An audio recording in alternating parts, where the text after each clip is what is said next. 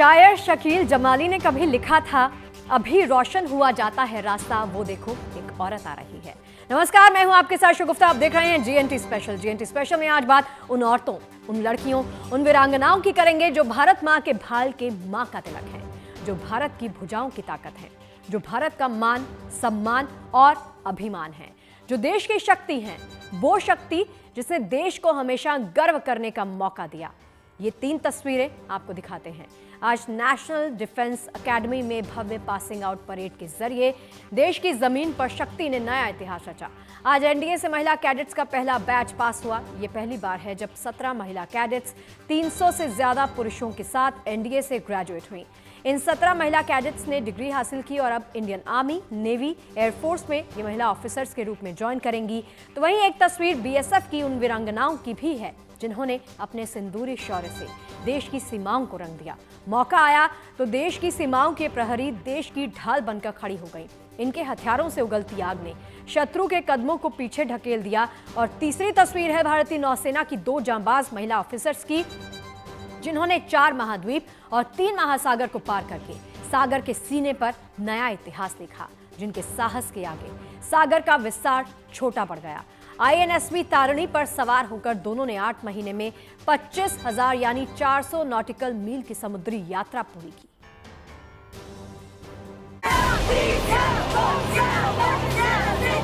धरा हिला गगन गुंजा,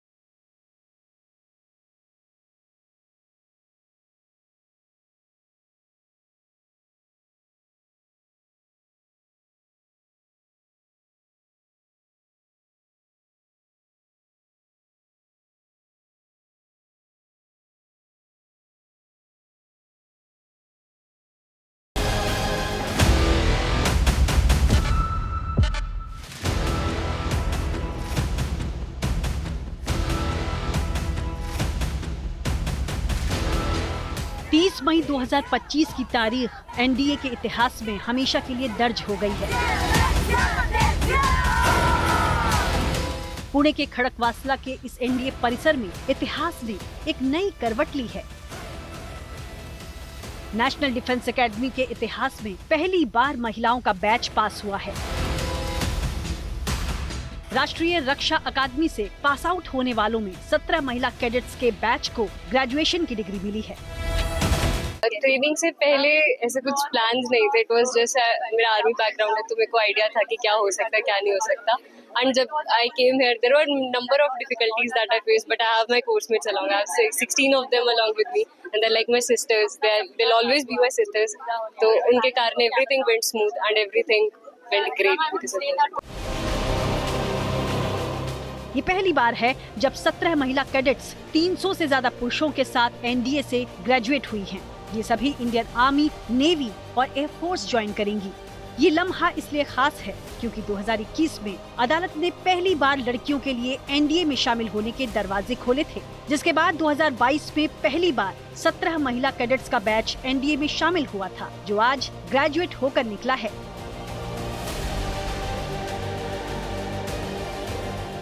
बहुत एक्साइटिंग मोमेंट है। पेरेंट्स को प्राउड किया है, अपने डिविजनल ऑफिसर्स को प्राउड किया है। मेरा मेन मुद्दा था इस अचीवमेंट को डेडिकेट करना कि जो फीमेल ऑफिसर्स हैं जिनने हमारे लिए बहुत सारा स्ट्रगल किया है, उनके लिए मैं डेडिकेट करूंगी अपनी अचीवमेंट और उनकी लेगेसी कैरी फॉरवर्ड करना ही आईएमए में मेरा सोल एम होगा। ये 17 कैडेट्स अब इंडियन आर्मी, नेवी और एयरफोर्स में शामिल होकर भारत की तीनों सेना को गौरवान्वित करेंगी। काफी अच्छा लग रहा है, प्राउड मोमेंट है। 2-3 घंटे पहले तक ऐसा नहीं लग रहा था, but now after passing out जब पेरेंट्स को मैं यहाँ देख पा रही हूँ, उन लोग को सभी को पूछ रहे हैं and everyone is coming to us, they're congratulating us, and we always know that we had responsibilities on our shoulders, but these responsibilities have now grown even more. I can see my proud parents, I can see everyone smiling, everyone is having a big smile on their faces, and this just makes me proud. Passing out parade Pune के खड़कवासला में मौजूद NDA परिसर में हुई। Retired सेना प्रमुख general VK Singh ने parade की सलामी ली। उन्होंने कैडेट्स को प्रेसिडेंट्स अवार्ड दिए। जनरल सिंह ने इस खास मौके पर नारी शक्ति को सलाम करते हुए कहा कि ये महिलाएं पुरुषों के साथ कदम से कदम मिलाकर पूरे प्रोफेशनल तरीके से ऐसे परेड कर रही थीं कि पहचानना मुश्किल हो गया कि कौन पुरुष और कौन महिला है। Have passed out, and I'm sure when you looked at the parade, you didn't find where they were. They were part and parcel of the entire lot of cadets who were there, and that is a difference which is worth noting. दरअसल बीते 75 सालों से महिलाओं को territorial army में officer पदों पर भर्ती का प्रावधान नहीं था। इसके खिलाफ दिल्ली हाई कोर्ट में याचिका दायर की गई थी, जिसके बाद ये मामला सुप्रीम कोर्ट पहुंचा। यहां 18 अगस्त 2021 को अदालत ने पहली बार लड़कियों के लिए एनडीए में शामिल होने का रास्ता साफ कर दिया। बहुत अच्छा लग रहा है। 3 साल खत्म हो गए। It was a roller coaster ride, ups and downs, highs and lows, but it is fabulous to be here, part of this fabulous academy. Don't be afraid of anything. Don't be afraid of anything. You can do whatever you eye for. Everything is possible. Just go for it. Believe in yourself and go for it. Everything is possible. सैन्य मोर्चे पर नारी शक्ति का हौसला आज भले ही बुलंद हो, लेकिन महिलाओं की सेना में अपनी जगह बनाने की यात्रा बहुत लंबी है। कहा जाता है कि 1888 में पहली बार इंडियन मिलिट्री नर्सिंग सर्विस के जरिए सेना में महिलाओं ने दस्तक दी थी, जिसके करीब 1 दशक बाद 1992 में महिलाओं को शॉर्ट सर्विस ऑफिसर के तौर पर सेना की सेवा का मौका मिला। 2008 वो साल था जब सेना शिक्षा कोर और मिलिट्री की लीगल ब्रांच में महिलाओं को एंट्री मिली, लेकिन 2015 सेना में नारी शक्ति के लिहाज से मील का पत्थर साबित हुआ। इस साल भारतीय वायुसेना ने महिलाओं को फाइटर जेट पायलट के रूप में एयरफोर्स में शामिल करने का फैसला लिया। फिर 2020 आया, जिसने सेना के दरवाजे पूरी तरह महिलाओं के लिए खोल दिए। सुप्रीम कोर्ट ने महिलाओं को परमानेंट कमीशन अधिकारी के रूप में स्थायी सेवा का अधिकार दिया और 2021 में एनडीए के द्वार महिलाओं के लिए खोल दिए गए, जिसका नतीजा आज सामने है। जाहिर है 2022 से अब तक कुल 126 महिलाएं एनडीए में शामिल हो चुकी हैं, जिनमें से 17 पास आउट हुई हैं, जबकि बाकी पूरे जोश और खरोश के साथ ट्रेनिंग कर रही हैं।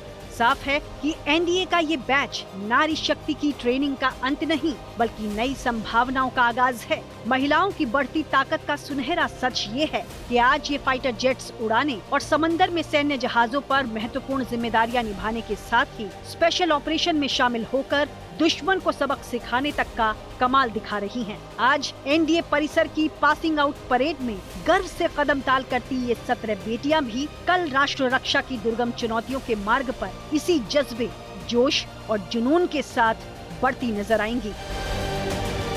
पुणे से ओंकार बाबले के साथ bureau report, good news today.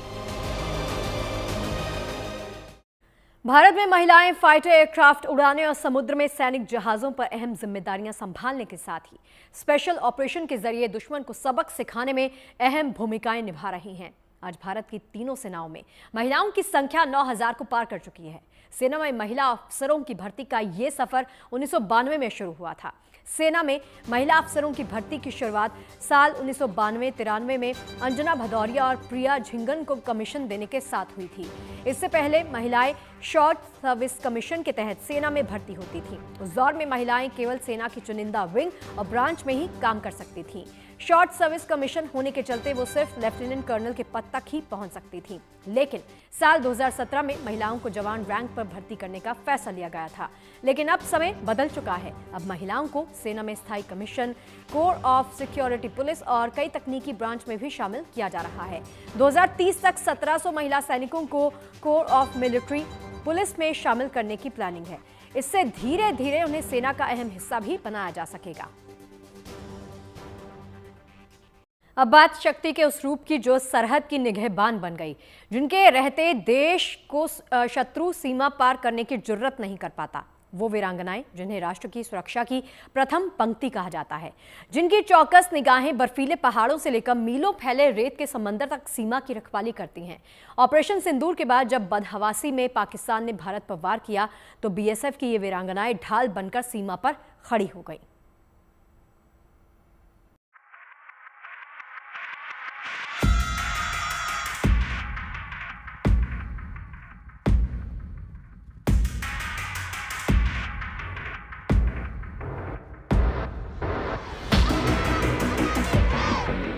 जो तुझसे लिपटी बेड़ियां,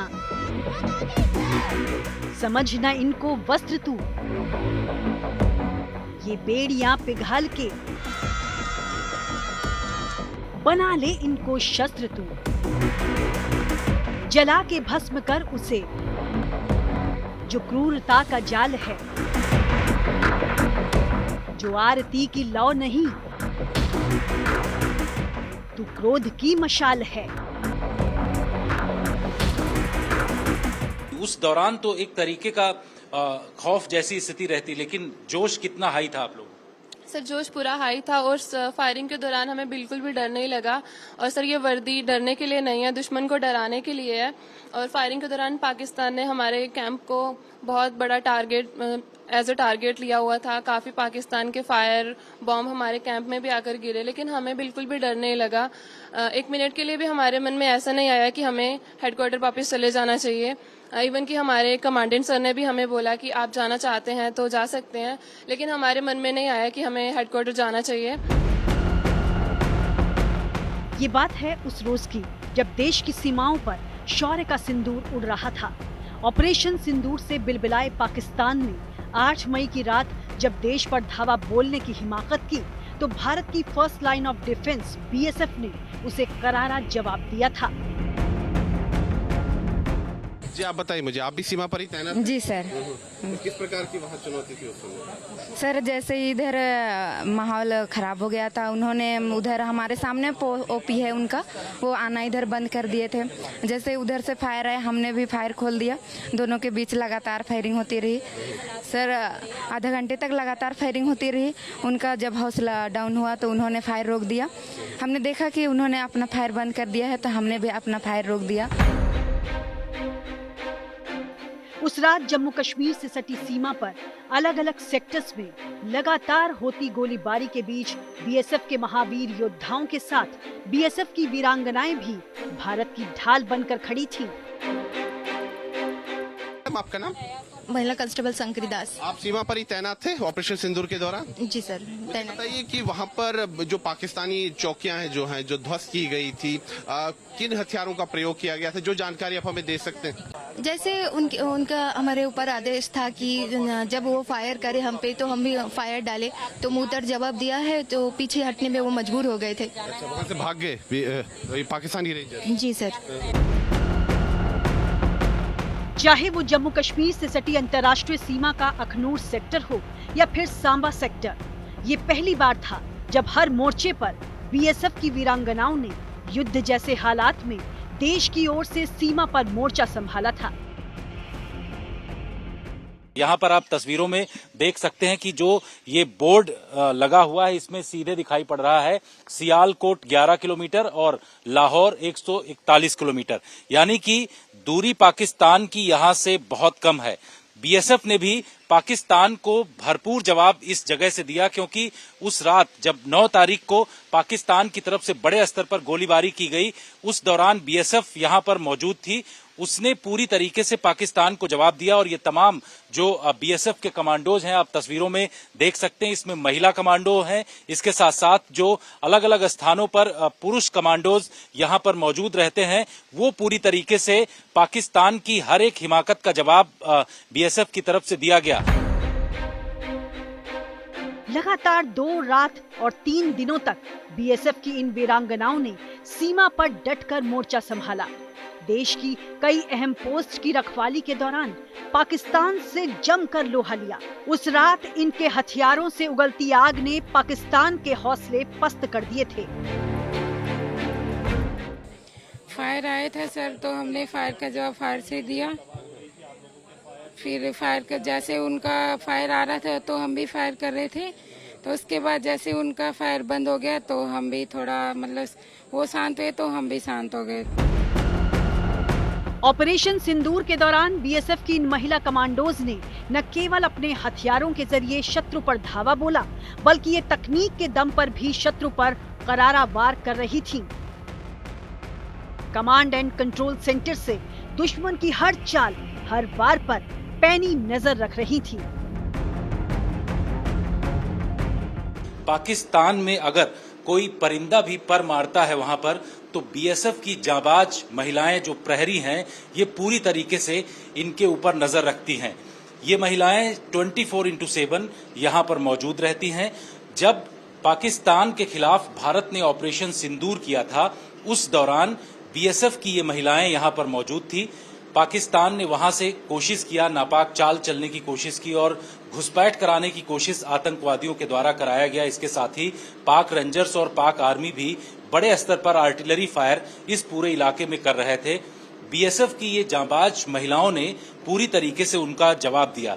एक माउस के क्लिक से ही पाकिस्तान की एक हर जो हरकत रहती है उसका जवाब बीएसएफ की टेक्नो सेवी महिलाओं ने पूरी तरीके से दिया। और सबसे बड़ी बात यह है कि पाकिस्तान जो भी फायर कर रहा था या फिर स्वार्म ड्रोन्स के जरिए जो अटैक करने की कोशिश कर रहा था, इन महिलाओं ने उनको टेक्निकल सर्विलांस के जरिए पूरी तरीके से जानकारी उनकी हासिल की और अलग अलग स्थानों पर जो एयर डिफेंस गन लगी हुई हैं वहां तक जानकारी देकर के पूरी तरीके से पाकिस्तान के अटैक को ध्वस्त किया गया। अब सांबा सेक्टर में तैनात इन वीरांगनाओं से मिलिए, जिन्होंने ऑपरेशन सिंदूर के दौरान पाकिस्तान पर करारा प्रहार किया। जज्बा हमें भरपूर था क्योंकि ट्रेनिंग हमारी प्रॉपर हार्ड हुई है, तो उस वजह से हमें पीछे हटने का सवाल पैदा नहीं होता था और हम इसी बोर्ड पोस्ट के ऊपर हम डटे रहे और उसका मुंह तोड़ जवाब दिया हमने पाकिस्तान की हर कार्रवाई का। सीमा पर तैनात बीएसएफ के इन जवानों ने शौर्य और पराक्रम का परिचय देते हुए पाकिस्तान की हर चाल को बेनकाब कर दिया और पाकिस्तानी गोली का जवाब गोले से देकर दुश्मनों को कदम पीछे करने पर मजबूर कर दिया। यहाँ पर बने कंट्रोल रूम पर ये पूरी तरीके से जहां निगरानी कर रही थी उन आतंकियों की घुसपैठ की, तो वहीं दूसरी तरफ जो पाक रेंजर्स यहां पर भारी गोलाबारी कर रहे थे उनको भी जवाब दिया जा रहा था। ये महिलाएं लगातार यहां पर डटी रहीं और ये जो आपको सामने दिखाई पड़ रहा है, भारत सरकार की तरफ से जो ऑपरेशन सिंदूर लॉन्च किया गया उसका जवाब इन महिलाओं के द्वारा बड़े स्तर पर दिया गया।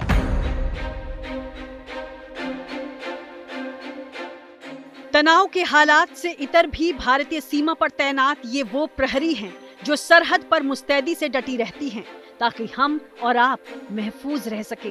सीमा पर अलग अलग सेक्टर्स में बॉर्डर सिक्योरिटी फोर्स की ये महिला कंपनियां दुश्मन के सामने दीवार बनकर तैनात रहती हैं और दुश्मन की हर नापाक हरकत का उन्हीं की भाषा में जवाब भी देती हैं। अपना फर्ज निभाने के बाद देश को महफूज रखने की राहत और सुकून के साथ आज इनकी जुबान पर शौर्य और पराक्रम के गीत हैं। बलिदानों का वक्र दंड पर देशभक्त की धारा जगे, बलिदानों का वक्र दंड पर देशभक्त का ध्वज जगे और रंग के कंकड़ पहने वो राष्ट्रभक्त की भुजा जगे, और रंग के कंकड़ पहने वह राष्ट्रभक्त की भुजा जगे। अग्निपथ के पंथी जगो, अग्निपथ के पंथी जगो, शीश हथेली पर रखकर, अग्निपथ के पंथी जगो, शीश हथेली पर धरकर, जागो रक्त के भक्त लाडले, जागो रक्त के भक्त जागले, जागो रण के सौदागर, जागो रण के सौदागर। हे भारत के राम जगो, मैं तुम्हें जगाने आया हूँ, और 100 धर्मों का धर्म एक बलिदान बताने आया हूँ। सुनो, हिमालय कैद हुआ दुश्मन की जंजीरों में, और आज बता दो कितना पानी है भारत के वीरों में, और आज बता दो कितना पानी है भारत के वीरों में। बीएसएफ की वीरांगनाओं के पराक्रम से लिखी गई ये वो अमिट गाथा है जिसे हिंदुस्तान तो हमेशा याद रखेगा ही, लेकिन पाकिस्तान इन वीरांगनाओं के शौर्य और वीरता को चाहकर भी भूल नहीं पाएगा। जम्मू कश्मीर से जितेंद्र बहादुर सिंह और सुनील भट्ट के साथ bureau report, good news today. NDA से लेकर बॉर्डर तक देश की नारी शक्ति का परचम लहरा रहा है, लेकिन आपको बता दें कि अब तीनों सेनाओं की सर्वोच्च सेनापति भारत की राष्ट्रपति के प्रांगण में भी नारी शक्ति का विजय गान गूंज रहा है। इतिहास में पहली बार भारत की राष्ट्रपति के एडीसी यानी एडी कैंप के रूप में एक भारतीय अधिकारी की नियुक्ति हुई है। नेवी की लेफ्टिनेंट कमांडर यशस्वी सोलंकी को राष्ट्रपति द्रौपदी मुर्मू की पहली महिला एडीसी बनने का गौरव प्राप्त हुआ है। ये अपने आप में कितनी खास है, ये जानते हैं हमारी सहयोगी शिवानी शर्मा से। भारत की सशस्त्र सेनाओं के तीनों अंगों, चाहे वायुसेना, सेना या फिर नौसेना हो, महिलाओं को 3 दशक से कमीशन किया जा रहा है और महिला अधिकारी सक्रिय भूमिकाओं में नजर आ रही हैं। लेकिन पहली बार देश की राष्ट्रपति को एक महिला अधिकारी एडीसी के तौर पर मिली है, जिसे बेहद अहम माना जा रहा है। लेफ्टिनेंट कमांडर यशस्वी सोलंकी, जो भारतीय नौसेना की अधिकारी हैं, वो देश की राष्ट्रपति की पहली महिला एडीसी के तौर पर नियुक्त की गई हैं और ये ऐतिहासिक है, क्योंकि अब भारत की सेना अपने जेंडर न्यूट्रलाइजेशन के जो मोटो है उस पर काम कर रही है और इसीलिए सेना के तीनों अंगों में सक्रिय भूमिकाएं हो, चाहे वो कॉम्बैट रोल्स हों, वहाँ पर भी महिलाएं बिल्कुल आगे पुरुष अधिकारियों के साथ कंधे से कंधा मिलाकर काम कर रही हैं। और ऑपरेशन सिंदूर के दौरान भी महिला सीओज ने कॉम्बैट रोल में काम किया और अब देश की राष्ट्रपति को एक महिला अधिकारी एडीसी के तौर पर मिली है, तो इसे भी अहम माना जा रहा है। तो महिलाओं को हर मोर्चे पर भारत की सशस्त्र सेनाओं में अहम भूमिकाएं और अहम जिम्मेदारियां दी जा रही हैं, जो बदलती हुई सेनाओं का प्रतीक भी है। कैमरा पर्सन प्रदीप गुप्ता के साथ शिवानी शर्मा, जीएनटी के लिए दिल्ली से। अब आपको बताते हैं कि आखिर राष्ट्रपति के एडीसी की नियुक्ति की प्रक्रिया क्या है और किन खासियतों को आधार बनाकर सेना के सुप्रीम कमांडर के एडीसी के तौर पर किसी का सिलेक्शन होता है। नेवी और एयरफोर्स से एडीसी के चयन के लिए एक सिलेक्ट लिस्ट तैयार की जाती है, जिसमें उभरते हुए प्रतिभावान अफसरों का नाम फॉरवर्ड किया जाता है। उसके बाद उनका एक इंटरव्यू बोर्ड होता है, जिसके दौरान अलग अलग मिलिट्री तथा सिविल ऑफिसर्स भावी एडीसी कैंडिडेट की जो पर्सनैलिटी होती है, यानी उसका व्यक्तित्व होता है, उसको निखारते हैं। देखते हैं कि क्या वह अपनी जो एडमिनिस्ट्रेटिव एबिलिटीज़ है या अपनी जो कूटनीतिक शैली है, उससे राष्ट्रपति पद की गरिमा को बनाए रख पाएगा। यही सबसे बड़ा फैक्टर होता है एडीसी के चयन में। राष्ट्रपति के एडीसी की भूमिका और जिम्मेदारियां क्या-क्या होती हैं, अब एक नज़र इस पर भी डाल लेते हैं। राष्ट्रपति के एडीसी के कर्तव्यों में कई महत्वपूर्ण काम शामिल हैं, जिनमें प्रमुख है प्रोग्राम मैनेजमेंट और कोऑर्डिनेशन। एडीसी राष्ट्रपति के दैनिक कार्यक्रम को व्यवस्थित और मैनेज करने में मदद करते हैं। ये वो सुनिश्चित करते हैं कि सभी आधिकारिक बैठकें और कार्यक्रम सुचारू रूप से आयोजित हों। इसी तरह एडीसी राष्ट्रपति कार्यालय और अलग अलग सरकारी विभागों के बीच में तालमेल बनाने पर भी काम करते हैं। एडीसी राष्ट्रपति की सुरक्षा सुनिश्चित करने के साथ साथ ये भी सुनिश्चित करते हैं कि सभी ऑफिशियल और फॉर्मल इवेंट्स के दौरान प्रोटोकॉल का पालन भी किया जाए। वो राष्ट्रपति की यात्रा योजनाएं बनाने और दूसरे व्यक्तिगत मामलों में मार्गदर्शन भी देते हैं। साथ ही कुछ अफसरों को एडीसी को राष्ट्रपति के आधिकारिक प्रतिनिधि के रूप में कार्यक्रमों या समारोह में भाग लेने की जिम्मेदारी दी जाती है। और चलिए जीएनटी स्पेशल की आज की हमारी इस खास पेशकश में फिलहाल के लिए इतना ही। देश और दुनिया की तमाम पॉजिटिव और अच्छी खबरों के लिए आप बने रहिए गुड न्यूज टुडे के साथ। नमस्कार।